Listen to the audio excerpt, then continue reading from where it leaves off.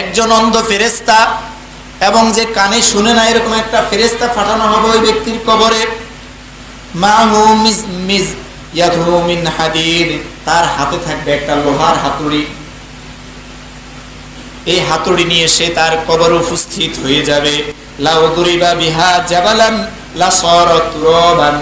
আল্লাহর নবী বলেন এটা এত একটি ভয়ঙ্কর হাতুড়ি, এই হাতুড়ি দিয়ে যদি পাহাড়কে আঘাত করা হয়, পাহাড় চূর্ণ বিচূর্ণ হয়ে ধুলি কণায় পরিণত হয়ে যাবে। ফায়াদরিবুহু বিহা দারবাতান ইয়াসমাউহা মা বাইনাল মাশরিক ওয়াল মাগরিবি ইল্লা সাকালাইন। এরপর আল্লাহর নবী বলেন ওই হাতুড়ি দিয়ে ব্যক্তিটাকে এমন ভাবে ফেটানো হবে, বারবার ফেটানো হবে, তার শরীর ছিন্ন ভিন্ন হয়ে নিঃশেষ হয়ে যাবে।